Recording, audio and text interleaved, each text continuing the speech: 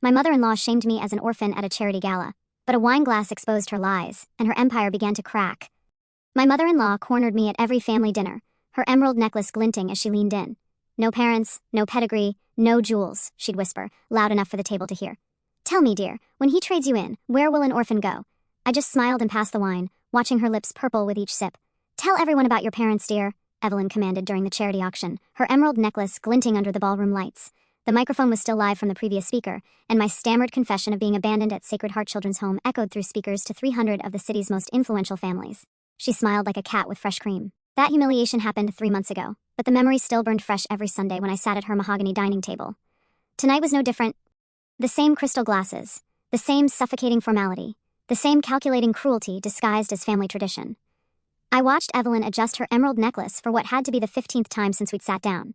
She always did this before launching into one of her performances, fingers dancing across those green stones like a pianist preparing for a concert. The chandelier light caught each facet, sending tiny rainbows across the pristine white tablecloth.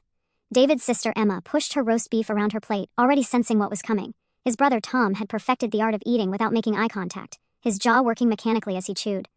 I had lunch with Margaret Petton today, Evelyn began, her voice carrying that particular tone that meant someone was about to be dissected. Her daughter just announced her engagement to the Morrison boy. You know, the Morrisons' fifth-generation timber money. Margaret was absolutely glowing as she told me about the wedding plans. Before we continue, I want to thank you for joining me in sharing these stories of resilience and justice. If you believe that kindness should triumph over cruelty, please consider subscribing. It's free and helps us reach more women who need to hear this. Now, let's see how this unfolds. She paused to sip her wine, letting the anticipation build. This was theater, and Evelyn was always the star. Of course, Margaret mentioned how wonderful it must be to have a daughter who truly understands family legacy, someone who can trace her bloodline back to the founding families of Charleston, someone who appreciates the weight of inherited responsibility. The words hung in the air like smoke from a funeral pyre. I gripped my wine glass tighter, feeling the familiar knot form in my stomach. Around the table, David's extended family. Cousins visiting from Atlanta, elderly Aunt Ruth from Savannah, the perpetually disapproving Uncle Charles. All pretended to focus on their dinner while absorbing every poisonous word. It made me think, Evelyn continued, her pale blue eyes finding mine across the table, about how different families handle heritage. Some people are fortunate enough to inherit not just wealth, but history. Stories passed down through generations, family Bibles with names dating back centuries, jewelry that carries the love and dreams of great-grandmothers.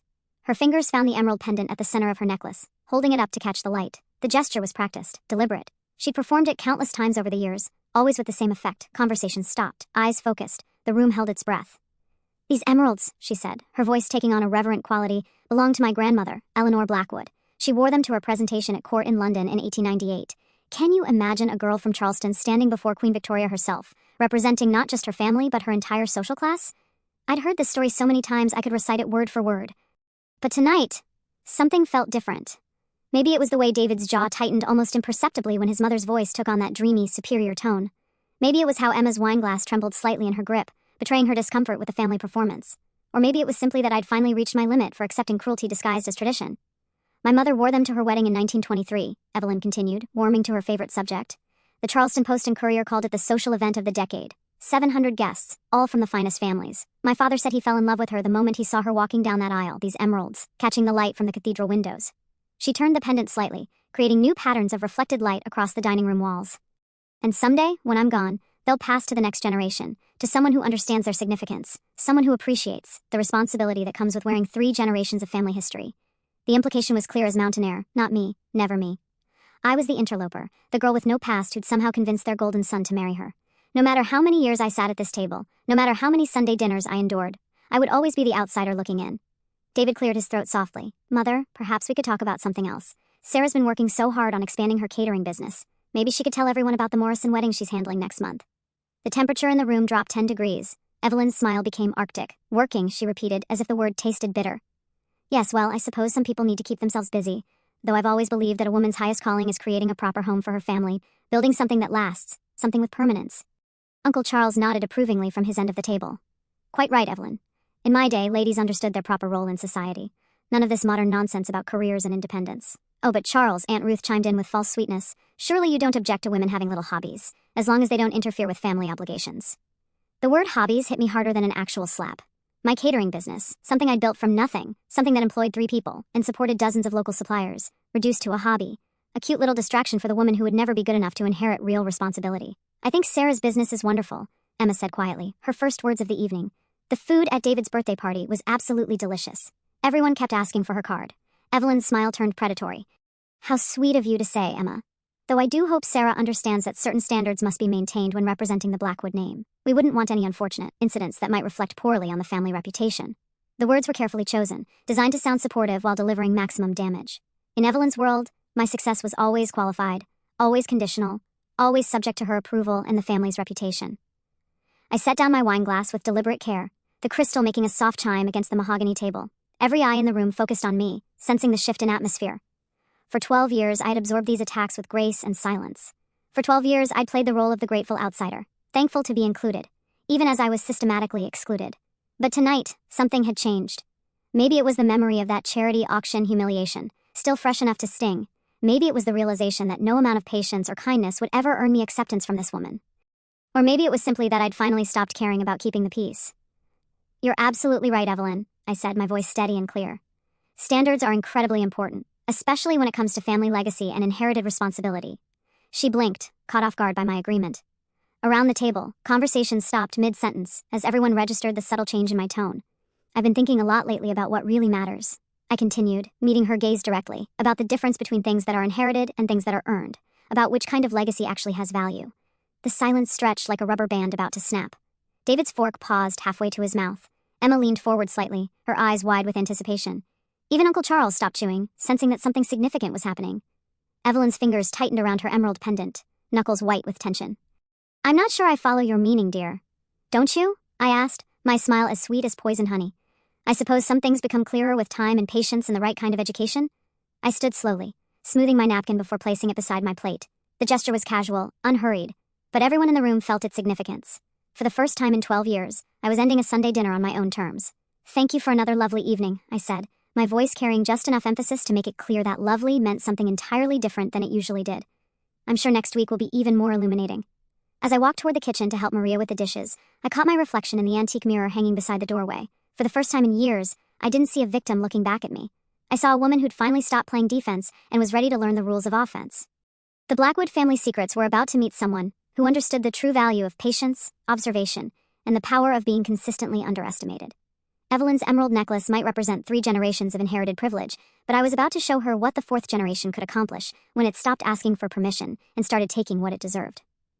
The kitchen in our small apartment became my sanctuary that Tuesday morning, flour dusting every surface as I kneaded dough for what would become my signature rosemary focaccia. Maria arrived at 6:30 sharp, her dark hair pulled back in a neat bun, her apron already tied around her waist. She'd been working with me for 8 months now, and I'd never seen anyone handle delicate pastry work with such gentle precision. Mrs. Sarah, the Henderson order is ready for pickup, she said, sliding a tray of miniature quiches from the oven. 20 dozen, just like she requested. I smiled, wiping my hands on my apron. Mrs. Henderson's daughter's bridal shower had been our biggest booking yet, a breakthrough into Charleston's exclusive social circle that I'd been trying to crack for years. The fact that she'd chosen delicate dishes over the established caterers her friends typically used felt like validation of everything I'd been working toward. The business had started small, almost accidentally. David's colleague had tasted my salmon Wellington at a dinner party and asked if I'd cater his wife's book club meeting. One event led to another, word spreading through networks I hadn't even known existed. Soon my phone was ringing with requests from garden societies, charity committees, and birthday celebrations throughout the county. Look at this, I said, showing Maria the appointment book that had once been frustratingly empty. We're booked solid through the end of October. The Riverside Women's Club wants us to handle their annual luncheon next month. That's 200 people, Maria. 200. Her smile was radiant. As a single mother working 2 jobs to support her twin daughters, this steady income meant everything to her. My girls want to know if they can help with the cookies next weekend, she said. They practice icing techniques on graham crackers at home. The thought of Maria's 8-year-old daughters carefully decorating sugar cookies made my heart swell.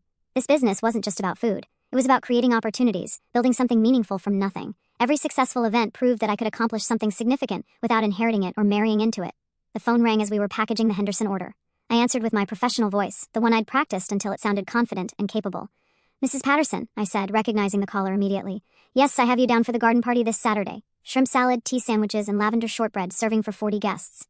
The pause on the other end stretched uncomfortably long. When Mrs. Patterson finally spoke, her voice sounded strained, almost apologetic. I'm terribly sorry, Sarah, but we need to postpone the event indefinitely. Family emergency. You understand? My stomach dropped. Of course, I hope everything works out. Should we reschedule for next month? Oh, well, we're not sure about timing right now. Perhaps it's best if we call you when things settle down. The dial tone buzzed in my ear as I stared at the phone, trying to process what had just happened. Maria looked up from her packaging, concern creasing her features. Problem with Saturday? Cancellation, I said, forcing my voice to stay steady. Family emergency, but something felt wrong. Mrs. Patterson's voice had been too careful, too rehearsed. In my experience, real emergencies came with raw emotion, scattered thoughts, genuine distress. This had sounded like someone reading from a script. 3 days later, the Riverside Women's Club called with their own cancellation. Budget concerns, they said. The economy is tight, and we decided to handle refreshments internally this year. My hands trembled as I crossed their name off the booking calendar, watching 2 weeks of planning and a month's worth of rent disappear with a few apologetic sentences. This doesn't make sense, Maria said, studying the canceled orders spread across our small kitchen table. Mrs. Patterson's husband just bought a new boat. I saw it at the marina last weekend, and the women's club spent $15,000 on their spring fundraiser decorations alone. The pattern became impossible to ignore over the next week. Mrs. Whitman's charity luncheon was suddenly postponed due to scheduling conflicts. The Morrison family's anniversary celebration was canceled when they decided on a more intimate gathering. Each conversation followed the same script: polite apologies, vague excuses, and firm refusals to reschedule. By Friday, we'd lost 4 major bookings, representing nearly 3 months of income. I sat surrounded by ingredients I'd already purchased, deposit checks I'd already spent, and the crushing realization that someone was systematically destroying my business. Maybe we should diversify, Maria suggested gently. Target younger clients, businesses instead of social clubs, people who don't all know each other. But I knew these cancellations weren't coincidental. The timing was too precise, the excuses too similar.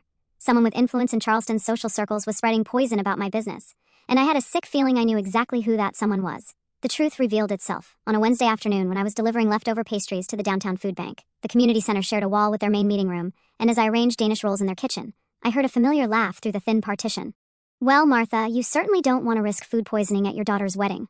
Evelyn's voice carried clearly through the adjoining wall. I heard from a very reliable source that Sarah's little catering venture has some serious hygiene issues, health department concerns, that sort of thing. My blood turned to ice. I pressed closer to the wall, hardly breathing as Evelyn continued her performance. Of course, I'd never say anything publicly, family loyalty and all that, but between friends, I thought you should know. Margaret Sinclair's daughter runs a lovely catering business, very established, very proper standards. I could give you her number. The conversation continued for another 10 minutes, Evelyn systematically destroying my reputation with carefully crafted lies delivered in concerned, helpful tones. By the time I heard chairs scraping and goodbyes being exchanged, I was shaking with rage and disbelief. That evening, I confronted David in our living room, laying out every canceled booking and explaining exactly what I'd overheard. His face cycled through emotions: surprise, discomfort, and finally that maddening neutral expression he wore whenever his mother's behavior became indefensible. "Are you absolutely certain it was Mother?" he asked, already looking for ways to doubt what I told him. "Maybe you misunderstood the conversation. David, I heard her mention specific clients by name. She's been spreading lies about health department issues and food poisoning. She's destroying my business deliberately." He ran his hands through his hair, a gesture I recognized as his retreat into willful blindness. "Mother can be protective of the family reputation. Maybe she's just concerned about you taking on too much." "She's sabotaging me," I said, my voice rising despite my efforts to stay calm.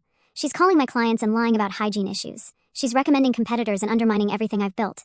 "Perhaps," he said slowly, "this is a sign that you should consider scaling back anyway. The business has been consuming so much of your time. Maybe Mother has a point about focusing more on family obligations." The betrayal hit me harder than any of Evelyn's direct attacks ever had.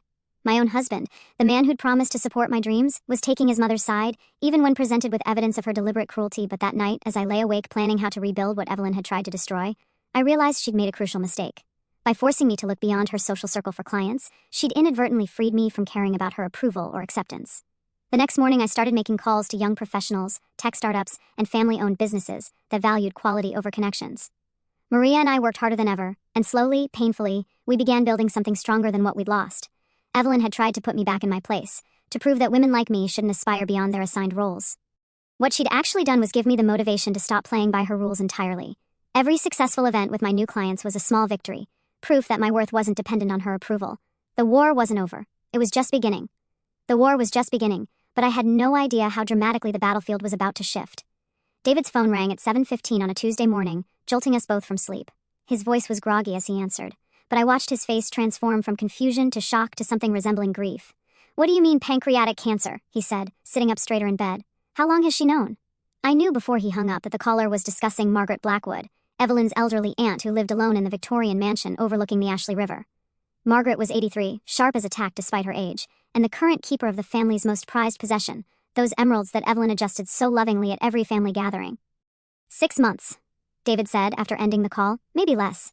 The doctors say it's aggressive. I expected Evelyn to be at Margaret's bedside within the hour. After all, she'd spent years cultivating their relationship, always mentioning her dear Aunt Margaret at social functions, always making sure everyone knew about the family connection and the inevitable inheritance.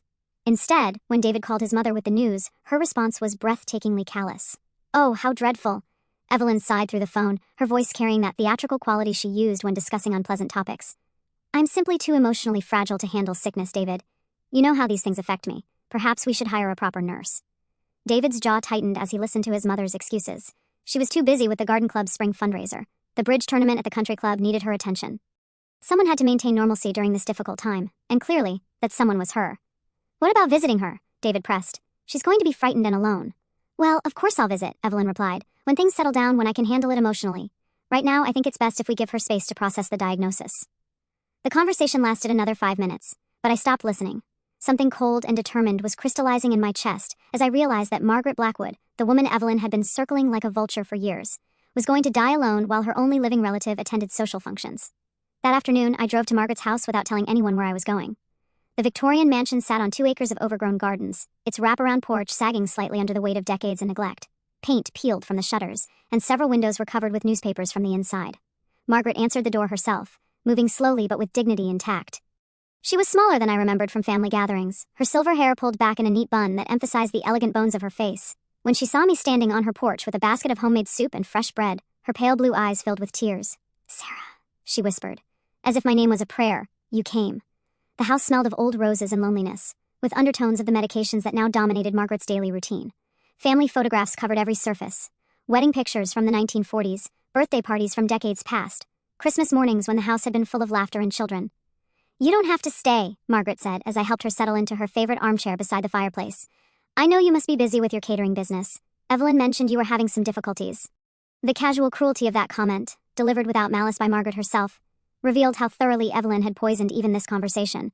But I could see the hope in Margaret's eyes, the desperate longing for companionship that she was trying so hard to hide. "I have time," I said simply. "Maria can handle the business for a while. I'd like to stay if you'll let me." Over the following weeks, I split my time between Margaret's bedside and my kitchen, preparing soft food she could tolerate and sitting with her during the long afternoons when pain made sleep impossible. As her strength faded, something unexpected happened. Her filters began disappearing, revealing truths she'd kept hidden for decades. "Evelyn called yesterday," Margaret mentioned during our second week together, her voice weak but laced with bitter amusement. "First time in 6 months. And you know what she asked about? Whether I'd updated my will recently, not how I was feeling, not whether I needed anything, just the will." I continued spooning chicken broth into Margaret's mouth, letting her talk without judgment or interruption. "She's been doing it for years," Margaret continued, "visiting just often enough to maintain appearances, always complimenting that necklace when she thinks I'm not paying attention. She doesn't know I see right through her performance." Margaret's hands trembled as she reached for her water glass. 30 years I've been watching her circle this house like a hungry bird. Never once has she asked about my pain or brought me soup when I was sick, but she remembers every birthday, every Christmas, always with a little gift and a big smile. Insurance, you see, making sure she stays in the will. These revelations should have brought me satisfaction, proof that I wasn't the only one who saw through Evelyn's calculated kindness. Instead, they filled me with sadness for Margaret's isolation and clarity about just how manipulative my mother-in-law truly was. The real truth emerged during Margaret's 3rd week under my care. We were looking through old photo albums, her fingers moving slowly across pictures from happier times. When she reached a particular page, her hand stopped completely, hovering over a photograph of a handsome young man in a navy uniform. "That's James," she said softly, her voice carrying decades of buried pain. "Lieutenant James Morrison. We were supposed to marry in June of 1962. I leaned closer, studying the photograph. James had kind eyes and a genuine smile, the sort of man who looked like he'd build a good life with the woman he loved. "What happened?" I asked gently. Margaret's laugh was bitter as autumn wind. "Evelyn happened. She was 22, beautiful, and she decided she wanted what I had. Started showing up at all the places James and I went together, the officers' club, the church social events, the family picnics. Always dressed perfectly, always charming, always finding reasons to touch his arm or laugh at his jokes. The story unfolded like pages from a tragic novel. Evelyn had spread whispers about Margaret's faithfulness, suggesting she'd been seen with other men while James was deployed. She'd orchestrated situations where James would find her crying, claiming Margaret had been cruel to her. She'd played the victim while systematically destroying Margaret's relationship from the inside. "He broke our engagement 2 weeks before the wedding," Margaret whispered. "Said he couldn't marry someone he couldn't trust. Married Evelyn 6 months later, never knowing the lies she told."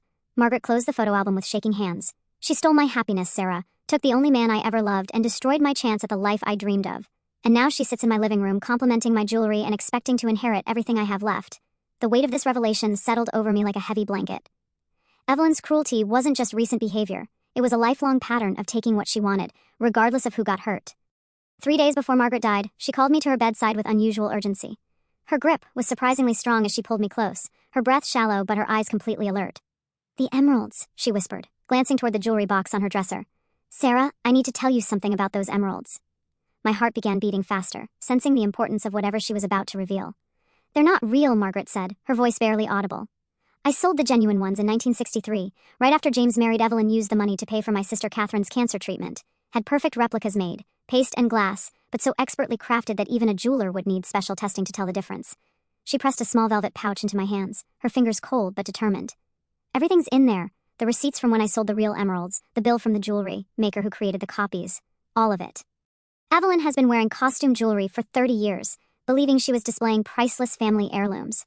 Margaret's laugh was weak but triumphant. "She destroyed my life for nothing, Sarah. Absolutely nothing. And she doesn't even know it." Margaret died on a Sunday morning in October, her hand growing cold in mine as her breathing simply stopped. There was no struggle, no dramatic final words, just a gentle release that felt almost peaceful after weeks of watching her fight pain with quiet dignity. I closed her eyes and sat with her for another hour, holding her hand and listening to the grandfather clock tick in the hallway, marking time in a house that would never hear her laughter again. The funeral arrangements fell to me, a responsibility Margaret had specifically requested in a handwritten note she'd pressed into my hands the week before. "You understand ceremony," she'd written in her shaky script. "Evelyn understands theater. There's a difference. I organized a simple service at St. Michael's Episcopal Church, the same sanctuary where Margaret's parents had been married in 1895. The gathering was smaller than I'd expected, but more meaningful than any elaborate production could have been. Mrs. Henley from next door came with tears streaming down her cheeks, sharing stories of how Margaret had brought her soup during her own cancer treatment 5 years earlier. 3 nurses from Charleston General Hospital attended, remembering Margaret's weekly visits to the children's ward, where she'd read stories and brought homemade cookies for 30 years. David's cousin Paul drove down from Virginia with his wife, looking genuinely grieved as he spoke about childhood summers spent in Margaret's garden, learning to catch fireflies in mason jars.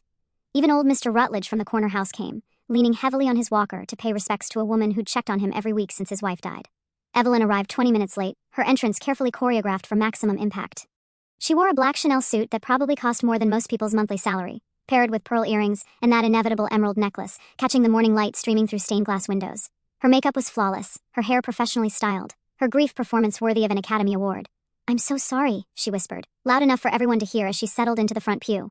The florist needed last-minute approval for the arrangements. Margaret would have wanted everything perfect. I watched her dab at completely dry eyes with a lace handkerchief, while her gaze swept the small congregation, clearly cataloging who was present and calculating what they might know about Margaret's estate. When the minister asked if anyone wanted to share memories, Evelyn rose gracefully and delivered a touching tribute about dear Aunt Margaret's generous spirit and family devotion that would have been moving if I hadn't spent the last 6 weeks witnessing Margaret's actual isolation. After the service, as we stood beside Margaret's grave in the old section of Magnolia Cemetery, Evelyn transformed. The theatrical grief evaporated, replaced by barely contained excitement that she tried to disguise as dignified anticipation. She kept glancing at her watch, checking her phone, and whispering to David's sister Emma about handling the legal details efficiently. The change became even more pronounced over the following days. Evelyn's entire demeanor shifted from mourning relative to expectant heiress, and she made no effort to hide her calculations. She appeared at my door Tuesday afternoon with a measuring tape and a notebook, claiming she needed to assess Margaret's antiques for proper insurance purposes. "These Persian rugs are museum quality," she announced, running her hands over Margaret's faded living room carpet. "And this furniture, all original Victorian pieces. The estate sale alone should bring substantial returns." She moved through Margaret's house like a general surveying conquered territory, making notes about which pieces would fit in her own home and which would need professional appraisal. When I mentioned that the will hadn't been read yet, she waved dismissively. "Oh, formalities," she said. "Margaret and I discussed her intentions many times over the years. She understood the importance of keeping family treasures in proper hands." By Thursday, Evelyn's confidence had reached breathtaking heights. She called 3 jewelry stores to schedule appraisals for insurance purposes on her recently inherited emeralds. She contacted an interior decorator about properly displaying newly acquired antiques. Most telling of all, she began dropping hints about my future living arrangements. "Of course, you'll want to find a place that better suits your current circumstances," she suggested over dinner at David's house. "Once I inherit Margaret's responsibilities, I'll need space for entertaining. The Victorian mansion will require someone who understands proper hospitality standards." The message was clear.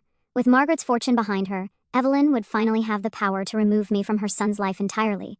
She was already planning my exile, counting inheritance money that hadn't been awarded yet. Attorney Harrison Mills scheduled the will reading for the following Monday, but not before requesting several preliminary meetings that struck me as unusually formal. He asked detailed questions about my relationship with Margaret, my understanding of estate law, and my plans for the future. His demeanor was professional, but oddly knowing, as if he was preparing me for something specific. Mrs. Blackwood, he said during our final private meeting, I hope you understand that Margaret was an extremely deliberate woman. Every decision she made, especially in these final months, was carefully considered. Nothing was accidental. His words carried weight I couldn't quite interpret, but his slight smile suggested he knew exactly what was coming at Monday's reading. When I mentioned that Evelyn had been calling his office repeatedly, his expression grew even more amused. Yes, she's been quite persistent in her inquiries, he said diplomatically. My secretary mentioned she seems very confident about the outcome. Monday morning arrived with unseasonable October heat that made everyone irritable before we'd even gathered in Mills's cramped conference room. The entire extended Blackwood family had assembled. David's cousins from Atlanta and Richmond, elderly relatives I'd met only at weddings and funerals, and several of Margaret's neighbors who'd received mysterious invitations to attend. Evelyn positioned herself prominently in the front row, wearing that emerald necklace like a crown of victory. She'd chosen a navy blue dress that complemented the stones perfectly, and she kept checking her reflection in her phone's camera, probably imagining how she'd look in newspaper photos when her substantial inheritance was announced. I believe Margaret would want her closest family members to witness this moment, she announced to the room, as if she were accepting a Lifetime Achievement Award rather than attending a legal proceeding. Her smile was radiant, her posture regal, her confidence absolutely unshakable. I sat quietly in the back corner, clutching the velvet pouch Margaret had given me, my heart pounding with equal measures of anticipation and dread. Around me, family members whispered about Margaret's rumored wealth, the value of her antiques, and Evelyn's obvious excitement about her inheritance. As Attorney Mills shuffled through official documents and prepared to begin reading, Evelyn practically vibrated with excitement. She whispered to Emma about finally having the resources to make necessary changes in the family dynamic, shooting meaningful glances in my direction. When Mills asked if everyone was present, Evelyn counted heads like a general surveying her troops before a decisive battle. The stage was perfectly set for what Evelyn believed would be her moment of ultimate triumph. She had no idea that in approximately 60 seconds, her entire world would collapse into paste and glass shards, and that the woman she'd spent 12 years trying to destroy was about to inherit everything she'd ever wanted. Attorney Mills cleared his throat and began reading in his measured, professional voice. The room fell silent except for the hum of the air conditioning, struggling against the October heat, and the rustle of legal papers. The last will and testament of Margaret Elizabeth Blackwood, being of sound mind and body, he began, his words carrying the weight of finality that comes with such formal proceedings. Evelyn leaned forward in her chair, her emerald necklace catching the harsh fluorescent lighting as she positioned herself to hear every word. Her smile was serene, confident, the expression of someone who'd never doubted the outcome of this moment. Mills continued through the standard legal language, occasionally glancing up at the assembled family members. When he reached the main provisions, his voice took on a different quality, still professional, but with an undertone that made me sit straighter in my back row chair. To my beloved niece, Evelyn, he read, and I watched her grip the arms of her chair in anticipation. I leave my mother's china service and the family photographs, with hopes that she will remember the importance of genuine love over inherited obligation. The pause that followed stretched like taffy. Evelyn's smile faltered slightly, confusion creeping across her perfectly made-up features. That was it, china and photographs. Where was the house, the money, the jewelry she'd been counting on for decades? Mills adjusted his glasses and continued. To my dear friend, Mrs. Henley, who brought me soup and checked on my well-being when family could not, I leave the sum of $50,000. Murmurs rippled through the room. Mrs. Henley, who'd been quietly crying in the back corner, gasped audibly.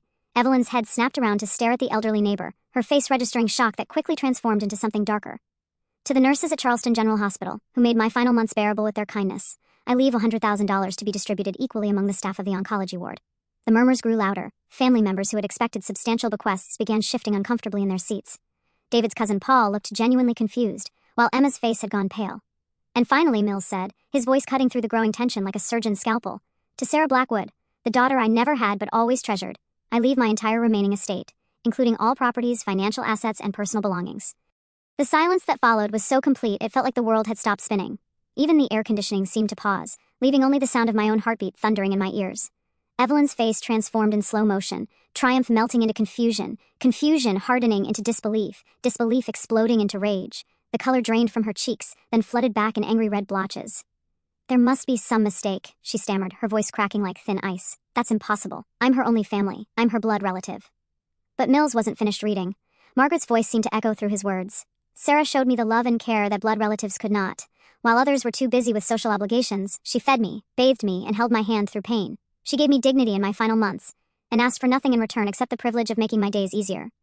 David's jaw had dropped so far I worried it might unhinge completely. His cousins began murmuring among themselves, shooting glances between me and Evelyn, like spectators at a tennis match. And Evelyn looked like she'd been struck by lightning, her entire worldview crumbling in real time. What happened next will be discussed in Charleston social circles for decades to come. Evelyn erupted like Mount Vesuvius, her carefully maintained composure shattering into a million pieces. She launched herself from her chair with such force it toppled backward, hitting the wall with a crash that made several elderly relatives jump. "This is impossible!" she screamed, lunging toward Mills with her hands clawed like talons. "That woman has no right. She's not even family. She's nobody. Nothing." Her perfectly styled hair came undone as she gestured wildly, pins scattering across the conference room floor. Mascara began streaming down her cheeks in black rivulets, as she alternated between fury and desperate pleading. Margaret was confused. She shrieked. Sick. She didn't know what she was doing. "This will is invalid. I'll contest it. I'll fight this." The family watched in horrified fascination as their dignified matriarch transformed into something unrecognizable. David rose from his chair, reaching toward his mother with uncertain hands. "Mother, please calm down. Don't touch me," she snarled, spinning away from him. "This is your fault. You let this happen. You let that nobody worm her way into our family." While chaos swirled around me, I stood slowly and walked to the front of the room with deliberate calm. My hands were surprisingly steady as I approached Evelyn, who was still ranting about lawsuits and family rights and the injustice of it all. "I think this belongs to the estate now," I said quietly, reaching for the emerald necklace around her throat. She clutched it protectively, her fingers wrapping around the stones like they were life preservers. "You can't have it. This is mine. 3 generations of Blackwood women." But shock had weakened her grip, and the necklace slid into my hands with surprising ease. It was heavier than I'd expected, the metal warm from her skin, the paste gems catching the harsh fluorescent light and throwing tiny rainbows across the white conference room walls. I held it up so everyone could see, turning it slowly like a jeweler examining a precious piece. "Beautiful, isn't it?" I asked the room, my voice carrying just enough emphasis to make several people lean forward with curiosity. Margaret always said it represented the true heart of this family. What I did next will haunt Evelyn's nightmares for the rest of her life. With deliberate care, I examined the necklace's clasp, finding the exact weak point Margaret had described during one of our late-night conversations, when pain had kept her awake, and memories had spilled out like water from a broken dam. The metal was cheap brass beneath its gold plating, designed to look expensive from a distance but never intended to withstand close examination or stress. Margaret had warned me about this, how the jeweler who'd created the replica had cut corners, using inferior materials for a piece that was meant to fool but never to last. With one sharp twist, the chain snapped with a sound like breaking bone. Emeralds scattered across the hardwood floor like green rain, bouncing and rolling in all directions. The sound they made was wrong. Too light, too musical, the sound of paste and glass hitting wood instead of precious gems meeting carpet. Evelyn's scream could have shattered every window in downtown Charleston. She dropped to her knees instantly, scrambling to collect the false stones with her manicured fingers, her dignity completely abandoned as she crawled across the floor in her expensive suit. "You destroyed it," she sobbed, her voice raw with anguish. 50 years of family history, you monster. You destroyed everything." But even as she gathered the scattered pieces, everyone in the room could see the truth. These weren't the priceless heirlooms she'd claimed they were. They were costume jewelry. Beautiful, expertly crafted, but ultimately worthless paste and glass. As Evelyn knelt among the broken remnants of her delusions, I reached into my purse and withdrew Margaret's velvet pouch. From it, I pulled the documents that would complete her destruction, receipts and certificates that told the real story of the Blackwood emeralds. "These are from 1965, I announced to the stunned, silent room, the year Margaret sold the real emeralds to pay for her sister Catherine's cancer treatment. I held up the first receipt, my voice carrying clearly to every corner of the conference room. Payment received for emerald and diamond necklace, genuine stones, 18-karat gold setting, total $47,300. Proceeds donated to St. Mary's Hospital Cancer Ward. Then I produced the second document, watching as understanding dawned on face after face around the room. Receipt for replica jewelry creation, paste emeralds, cubic zirconia accents, gold-plated brass setting. Total cost, $250. The silence was deafening as the truth settled over the family like a heavy blanket. For 30 years, Evelyn had been wearing costume jewelry worth less than a decent dinner for two, believing she was displaying priceless family heirlooms, while actually showcasing beautiful, worthless glass. The silence in Attorney Mills's conference room stretched until it became unbearable. Evelyn remained on her hands and knees, clutching fragments of paste emeralds while tears mixed with mascara created dark puddles on the polished hardwood floor. Around the room, family members sat frozen in their chairs, processing the magnitude of what they'd just witnessed. David's cousin Paul was the first to move, quietly gathering his coat and briefcase. "I think we should go," he murmured to his wife, who nodded gratefully. Within minutes, the room had emptied except for David, Evelyn, Attorney Mills, and myself.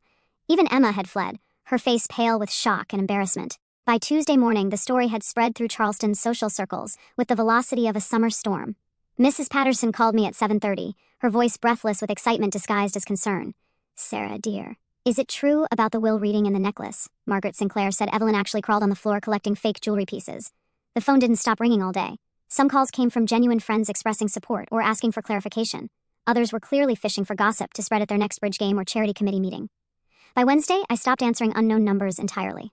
Evelyn's fall from social grace was swift and merciless. The country club, where she'd held court for decades, suddenly became a minefield of whispered conversations that stopped when she entered rooms. Her regular bridge partners began citing scheduling conflicts for their weekly games. The Historical Society, where she'd served on the board for 15 years, quietly removed her name from their letterhead and event programs. Even her own sister, Margaret, called David to express her mortification. "I can't be associated with that kind of public display," she told him, her voice cold with disapproval. What she did at that will reading was beyond embarrassing. It was unhinged. The most telling moment came when David's cousin Emma invited us to her daughter's graduation party but specifically mentioned that Evelyn wouldn't be attending. "I hope you understand," Emma said awkwardly. "After what happened, well, people are talking, and not kindly." David took the news harder than I'd expected. The drive home from the lawyer's office had been silent, except for the hum of air conditioning and the occasional sniffle from David as he processed what he'd witnessed. When we finally reached our apartment, he sat heavily on our couch and buried his face in his hands. "Did you know?" he asked, his voice muffled and hollow. "About the will, about Margaret choosing you." I considered lying, softening the truth to spare his feelings. But we'd reached a moment that demanded complete honesty. "She told me the week before she died," I said quietly. "But David, I had no idea it would be everything. I thought maybe she'd leave me something small, a piece of jewelry or a few thousand. I never imagined the house, the money, all of it." He looked up at me with red-rimmed eyes. "And the emeralds. Did you know they were fake? She told me 3 days before she died. She wanted me to understand the truth about your mother's cruelty, about how it had shaped so many lives over the decades." David broke down then, 12 years of willful blindness crashing over him like a dam bursting. He cried for Margaret, who died alone despite being surrounded by family. He cried for me, enduring years of humiliation while he stood silent. But mostly, he cried for himself, for the realization that he'd been complicit in his mother's cruelty through his cowardice. "I knew," he whispered through his tears. "Deep down, I always knew she was wrong to treat you the way she did. But she's my mother, and I thought if I just kept quiet, it would somehow work itself out." The conversation lasted until dawn, years of unspoken truths finally spilling out between us. David admitted he'd often felt sick watching his mother's Sunday dinner performances, but had convinced himself that confronting her would only make things worse. He confessed that part of him had been relieved when I started spending so much time caring for Margaret because it meant fewer opportunities for family conflict. "I'm a coward," he said finally. "I let my mother torment my wife for 12 years because it was easier than standing up to her." 3 days later, David called his mother. I listened from the kitchen as he struggled to find words for what needed to be said. "Mother, what happened at the will reading was unacceptable," he began, his voice shaking but determined. "Your behavior towards Sarah, both there and over the years, has been cruel and wrong. Until you're ready to apologize to her sincerely, you're not welcome in our home." I heard Evelyn's voice rise to a shriek through the phone speaker, though I couldn't make out specific words. The conversation lasted less than 3 minutes before the dial tone buzzed through our apartment.